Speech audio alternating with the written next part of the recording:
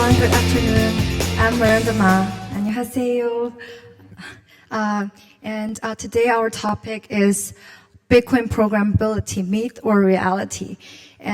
So as far as everybody knows, Bitcoin has always been known for its security and also decentralization, but it's criticized for being limited programmability. So we gathered a group of builders, developers who is building on Bitcoin to discuss this topic.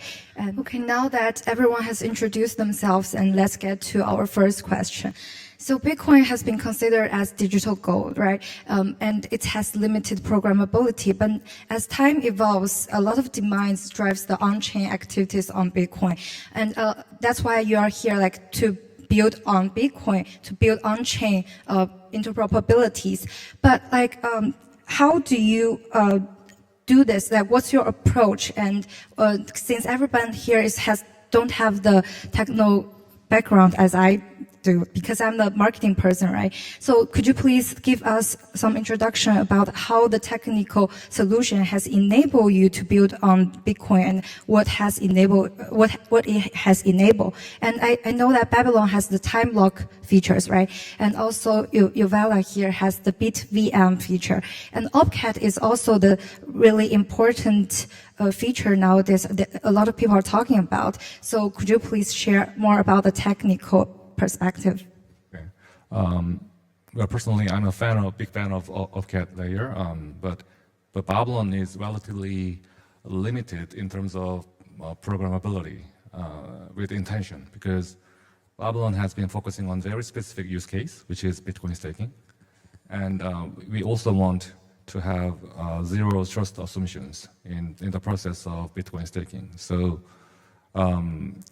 programmability is important, but in our case, we limit it intentionally so we can ensure that the most important Bitcoin mantra, which is trustlessness, is preserved in our protocol. Yeah, so I will give a bit introduction about BitVM. So BitVM is Bitcoin virtual machine. So what it actually does is that we can allow Bitcoin to make some judgment through verification. So we know that Bitcoin, unlike Ethereum, which is Turing complete, you can write a lot of, dApps using smart contract pretty easily. However, on Bitcoin, it's like, you can think of it as like more ancient, like less expressive. So in like traditional bridging mechanism, we need to rely on like centralized custodian. So like you need to have a middleman to make sure that, okay, I already take certain amount of Bitcoin, so I can mint certain amount of wrap BTC on different chains and vice versa. So this is a convenient method, but it actually brings a lot of vulnerabilities, right? So because all the users' funds are pooled together in a big wallet. So in BitVM is actually the first time we're allowing Bitcoin to, do verification and make any judgment.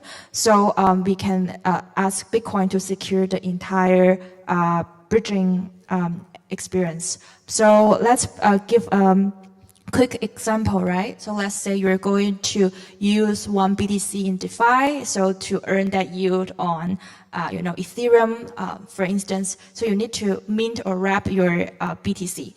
So in our bridging protocol, so basically your BTC will be actually a new taproot address. Like taproot is like a very programmable address type of Bitcoin. So a new taproot address was generated using your private key and the bridge committee's private key. So which means that even if somebody like take or can see the private key of bridge committee, they cannot actually move the BTC or deposit because they also need your approval. So it's pretty safe. And then during withdrawal, the bridge operator will send you BTC first, and they need to prove that, okay, I already paid the user 1 BTC, so I can unlock the 1 BTC previously deposited. So in this case, if the bridge operator try to steal BTC, right, then the GK proof generated will be invalid, so that they can be directly slash on Bitcoin. So this is all enabled by BitVM. Yeah, so that's basically how it works and how we can ensure that all the BTC wrappers minted via our BitVM bridge is quite secure and permissionless and decentralized. Okay, okay. Let me drop you some background knowledge about the OpCat. So maybe some of you have already know the OpCat. This opcode is introduced by Nakamoto Satoshi himself, but due to some security concerns, he commented it. This 10 lines of code is this 10 lines of code are already in the original Bitcoin code, but it got commented out because there are some concerns of DDoS or something like that. So this code is not new; it's very old. What the code does is it's very simple. It's just connect two strings to form a new string when the script are executed on the stack. So, but this one little code can change a lot of things. Without it, the Bitcoin script itself, it can do much things. For example, it just can currently it just can transfer your fund and do some very simple contract or covenant. But if we re-enable this opcode on Bitcoin, it will change a lot. It will turn Bitcoin into a Turing-complete blockchain, which means you can build anything that's currently run on other chains, smart contract on chain on Bitcoin. So this is the opcode. We think that's the game changer opcode. So because we've been doing the smart contract, Bitcoin smart contract for so long time, so we know this very well, and but a lot of people doesn't know that, especially the community and a lot of developers also do not know that. So currently we are pushing it to we're joining with a lot of influential parties such as, for example, a Taproot Wizard, a Stockware, and we are pushing it to the community to reactivate it on Bitcoin, and we are doing a lot of stuff to achieve this goal. That's one thing. So the second thing is, besides that, we are currently, as I said, we are focusing to build this OpCat layer, which has enabled a lot of opcodes such as OpCat on Bitcoin, and we leverage the UTX model also, and we have the same structure, framework like Bitcoin. We want to build it as a Bitcoin native layer, execution layer, which can allow developers to use Bitcoin native technology to build the apps and to build the futures. So this is what we're doing right now. Thank you for all the comprehensive explanations. So I'm going to one by one ask some questions. First of all, let's ask Hero, because you're the last one who mentioned this.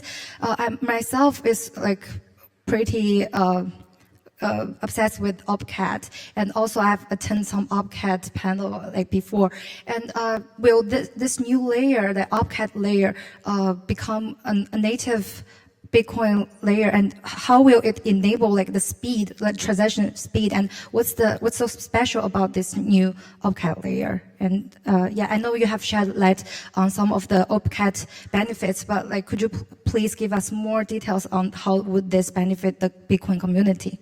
Okay, thank you for asking. So, as we know, Bitcoin has a lot of limitations. For example, it has a limited block size, it has 10 minutes block time, and it also disables a lot of opcodes. So, when we build the OpCat layer, we want to re-enable it.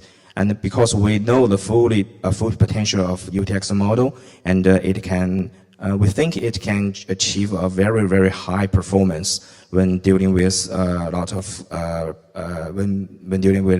of applications requests. And we also do believe that the original Bitcoin script has the capability of build nowadays this so-called on-chain smart contracts. So this is what we believe. We believe in Bitcoin, and we believe in Bitcoin native technology.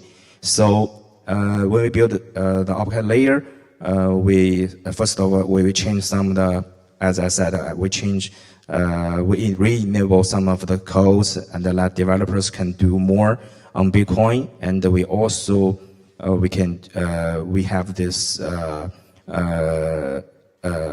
special tuned VM, and we have this to deal with a lot of, for example, to fully leverage the UTX model to handle a lot of transactions. And because on OpCat layer, it does not have the limitations on Bitcoin, so, but it has the same structure.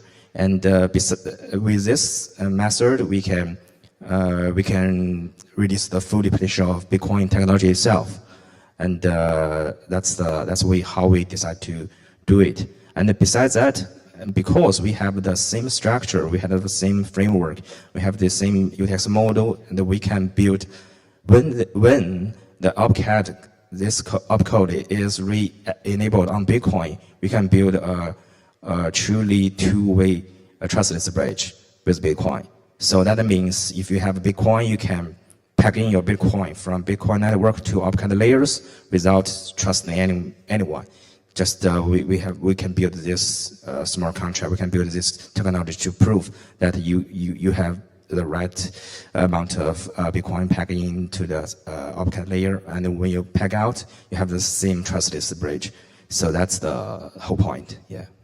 Okay, got it. I think it's really promising. But on the contrary here, Babylon says it doesn't do the same kind of things because you intentionally limited some of the programmability. And you said recently Babylon has launched a new product. So could you please shed more light on this new product to everyone here and to explain what's the new product and how Babylon has enabled more transactions?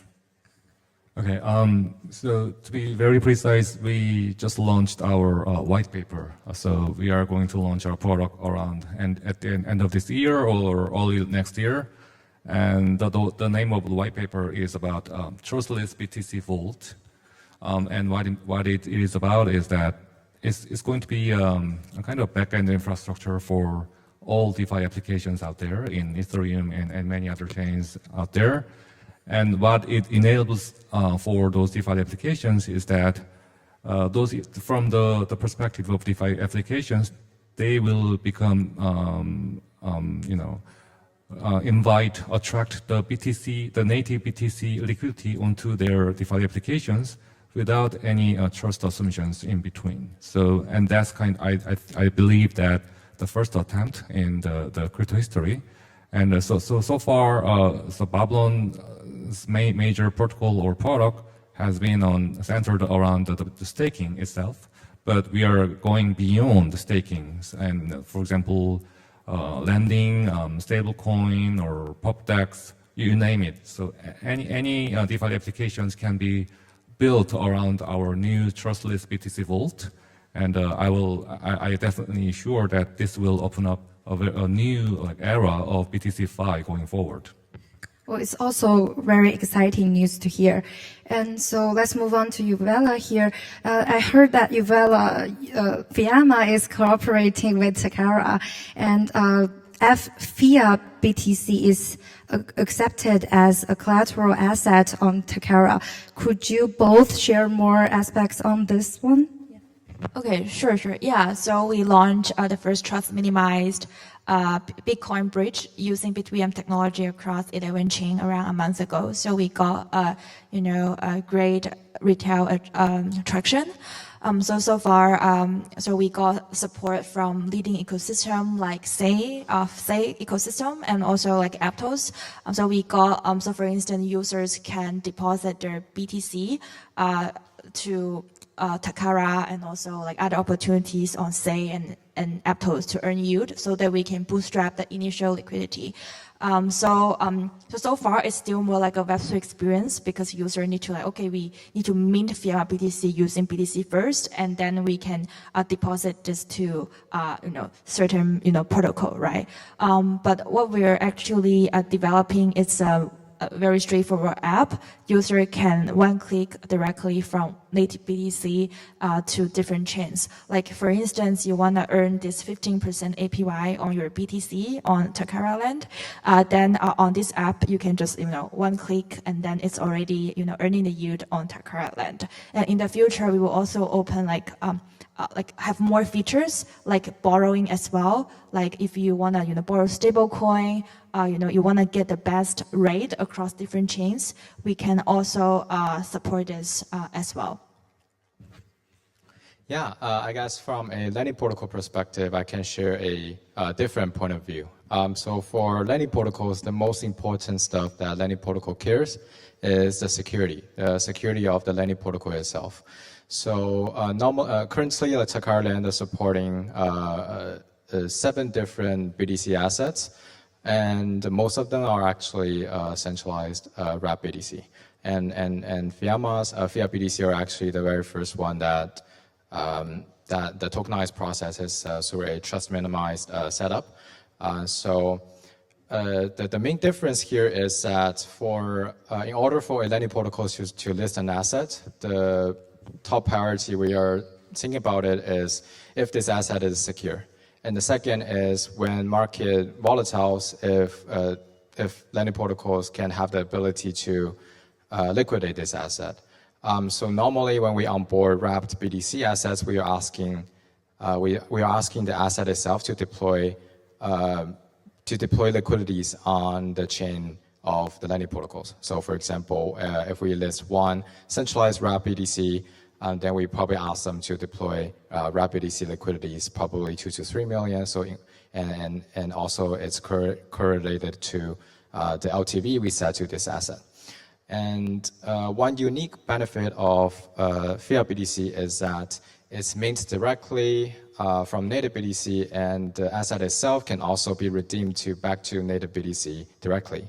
And surprisingly, the redeem time period is only 20 to 30 seconds, which makes it possible for this asset during liquidation process. We no longer need that much, let's say WBTC liquidities or other BTC liquidities or even stablecoin liquidities on the blockchain of this lending protocol itself.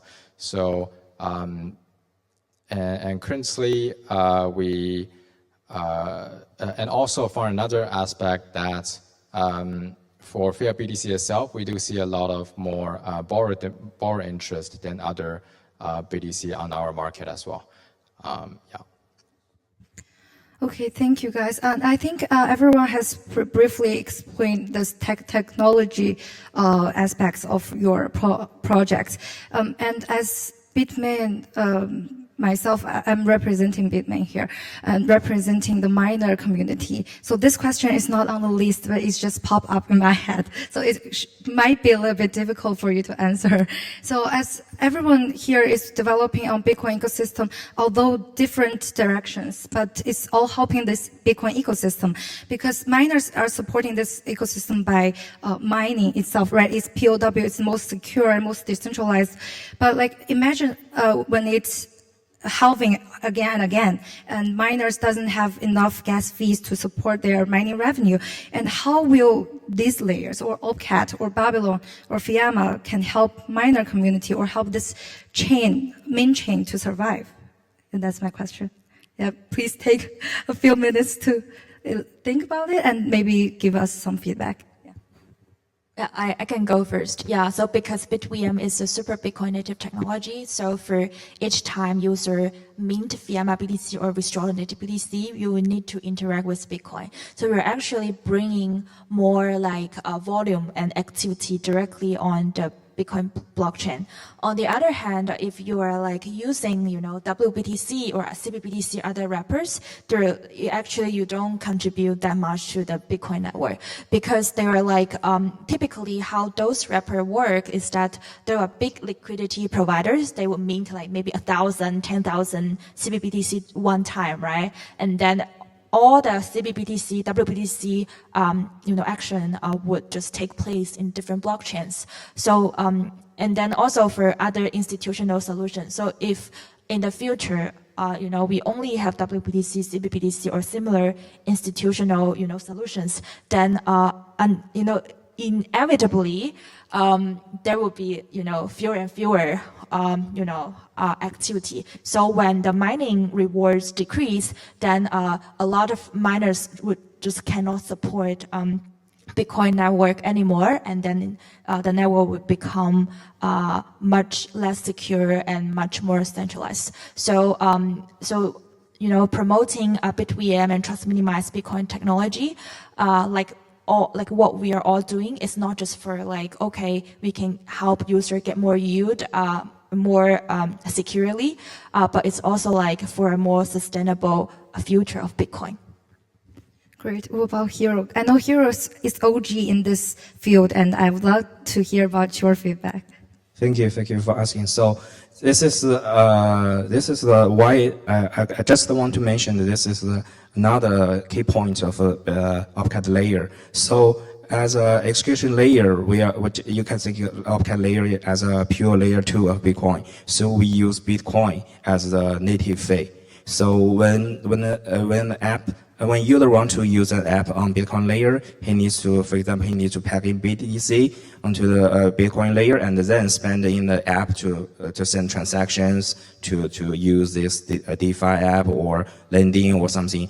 The users pay, you can think that it's wrapped BTC in the apps, and when miners, our OpCat layer use the merged mining. So when miners merged our layer, so they can get this transaction fees.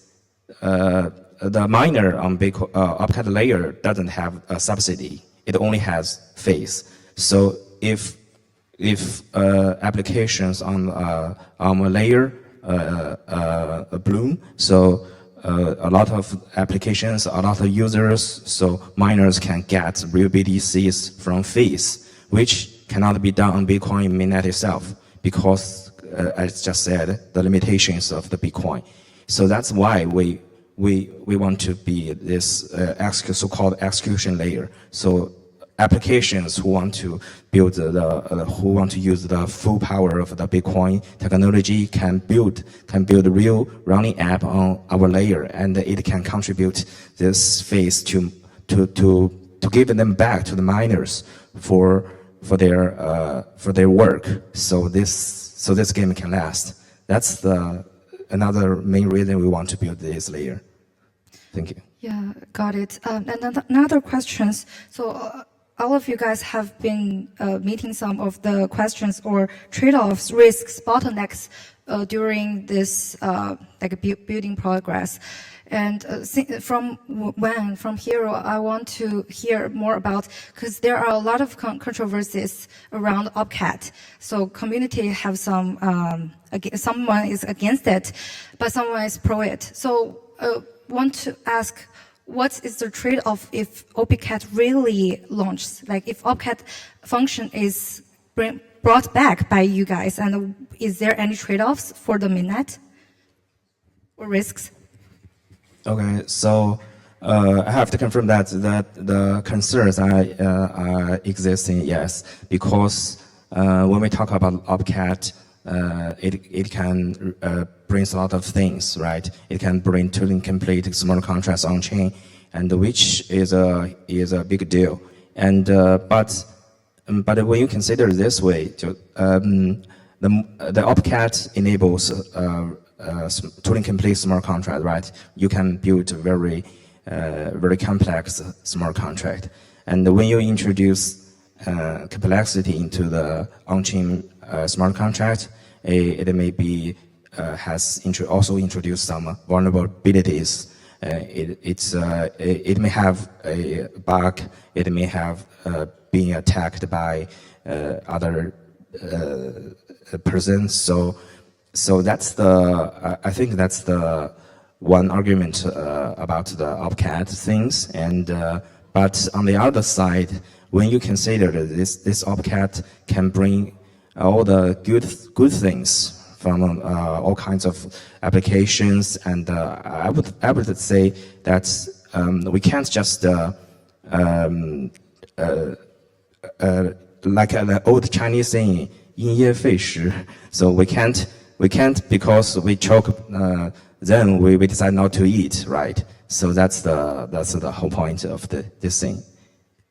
Great input. I think our time is over now, so let me just wrap this up real quick. So my main takeaway from this panel is that we don't have to necessarily sacrifice the security or decentralization features of Bitcoin, but also we can build on it safely and build more interoperabilities and make it more scalable. And that's why you guys are, that's what you guys are doing, and that's why we are here. And thank you all the panelists. And I think everyone should be give applause. Thank you. This is very meaningful panel, I think. I learned a lot. Thank you, everyone.